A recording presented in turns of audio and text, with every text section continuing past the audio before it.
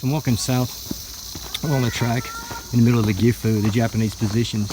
I don't want to disturb the locals too much, out of respect for their privacy, but you can see this is all the Japanese defensive positions and incorporated into the 1,500 yard horseshoe-shaped perimeter they had. And you can see on this side, I don't know if you can see it, it just drops straight down. So the Japanese had the western side basically open because they wouldn't, no fear of attack by the Americans from that end.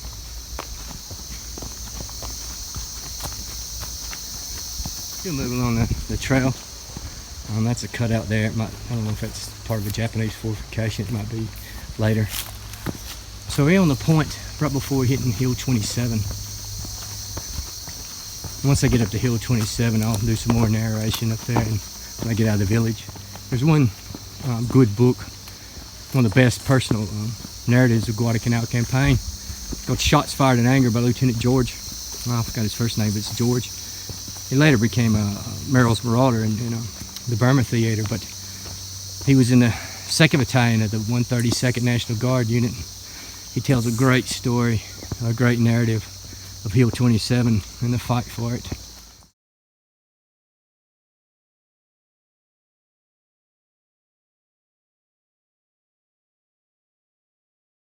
So what we're walking onto now is, or in our view, is Hill 27.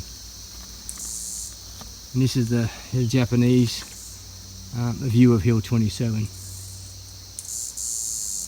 So pan out there. That's mainly looking southeast.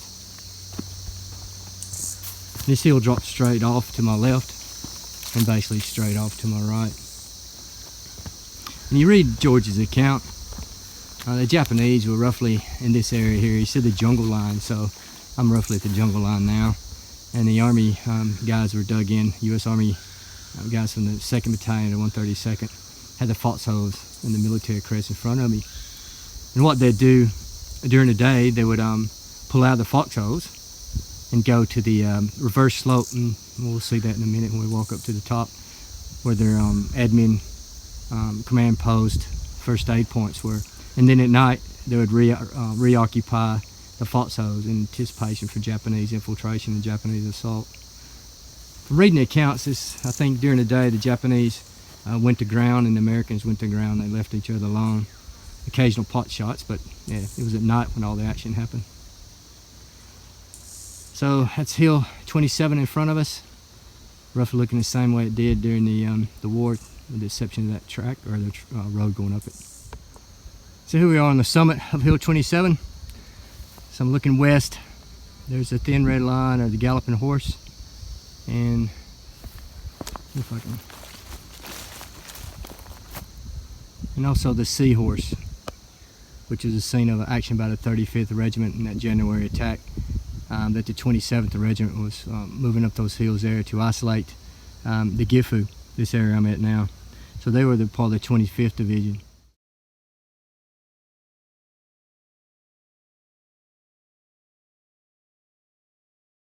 We'll go back to the attack by the 132nd. So the 3rd Battalion and the 1st Battalion was at the front of the Gifu, and they were basically stopped there. So they dug in. They couldn't push into these Japanese pillboxes, so they dug in, and it was basically back and forth, a bit of series of small unit actions, infiltrations, and sniping over a period of about 2 weeks. So the Americans come up with a plan. They said, we have the 2nd Battalion, which the 132nd we haven't used yet. They're still at Lunga Point, and they're basically using them as stevedores, so they're unloading ships. So basically what happened at that stage, they said, well, we want to try to flank these Japanese. So they started out on a march, and they went around the Japanese. So the 2nd Battalion of 132nd did a flanking maneuver. They went behind the Japanese, and on the 1st of January 1943, came up from the jungle right below us on a trail. We can move over here.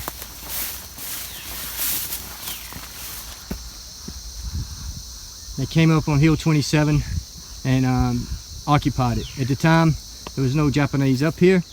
We were walking up early. I was filming walking up 27. There was a small Japanese mountain howitzer crew there. The mountain howitzer was unmanned and they were in the jungle, but the time they were running to man the howitzer, the soldiers cut them down.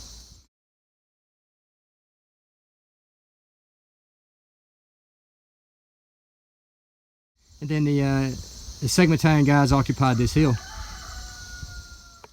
This is a drawing of the Americans' positions from one of the soldiers that was actually occupied Hill 27.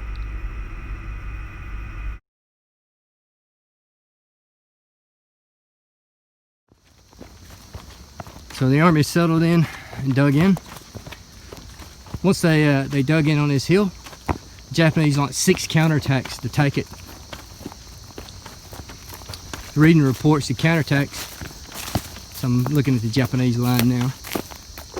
Nothing hasn't really much changed in the terrain. So the Japanese were in a jungle line, the Americans were saying. So the soldiers said, look, we're on the forward slope or the military crest, which I imagine if you burnt this down, you can see the foxholes right in front of us. So let's walk into it.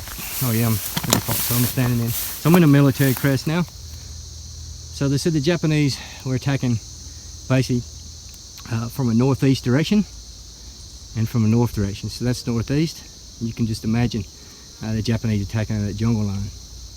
And during the day, the Americans would pull out of these foxholes as the Japanese foxholes are directly in front of us. That was the line. So this is no man's land base between me and that jungle line.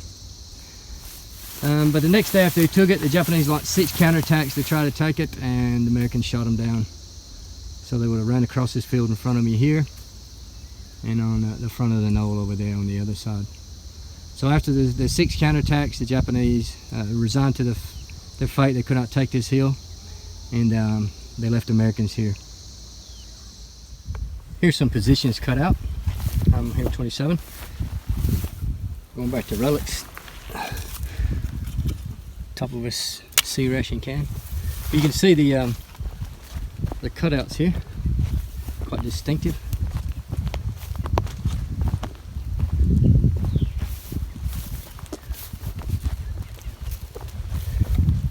You can imagine a Japanese Nemo round hitting this coral, cause more shrapnel, more splinters.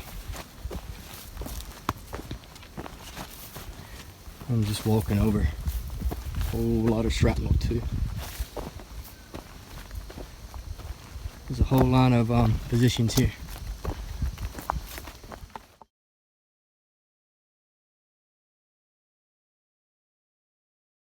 The positions of Hill 27, some on the west side.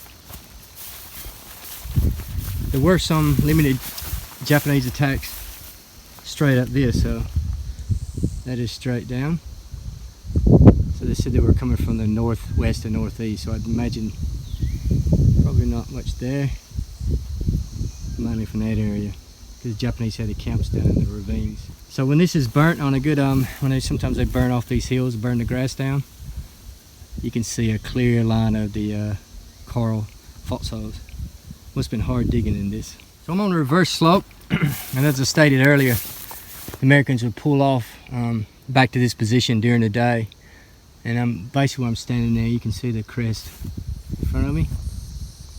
So there was some Japanese positions over there, but they're pretty well covered in here. The Japanese at that stage, when the 132nd was here, did occupy those ridges way out there, but unless they had some artillery, they're pretty much safe quite here. I don't know if you can see where the ferns are. That is one large bunker position. So here's a reverse slope. There's a little trail. There's a trail now, I imagine it's the same as on the spine. You read about the stories when they pulled back, especially Lieutenant George. He tells a good story about pulling back here and going to the command post. He said the command post, he went straight off the back of the hill. He said it was in a flat in protection of the lee of the hill. So there's a good photo. It was taken during the time of the battle. It showed the command post, and it's on this little knoll right in front of me.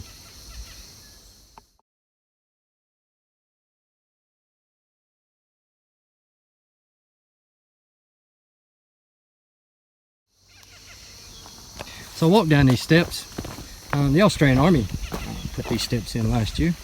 That was some good community engagement work for these guys. So I was speaking to the village chief and wants the Army to come back and build some more steps for him, since they did such a good job. Looks like that's when the Army put the steps in. August 2nd. Yeah, that's right. They were here for the 76th anniversary last year, 2018. So this is the side of the battalion's CP, and the also battalion aid station.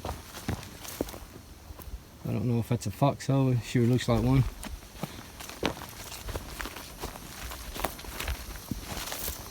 I remember from the photo it was taken during the battle, this place was full of holes that Americans had dug in. The shallow holes, and they cover them with tarps. I mean, there's a bit of a relic too. It's probably off of a tin can, maybe ration. Thought it was soluble coffee, but there's no writing on it.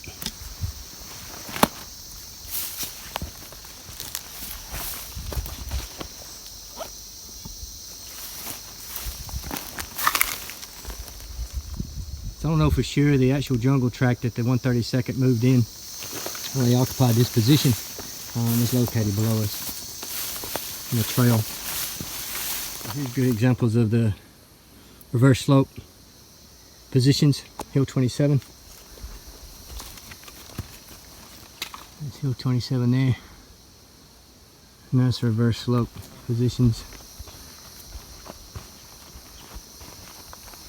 You go down further, there's more positions for more cover.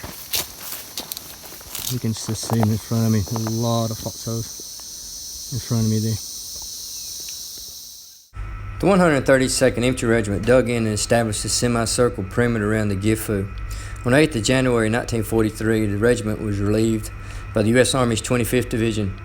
This set up the final phase of the Gifu battle.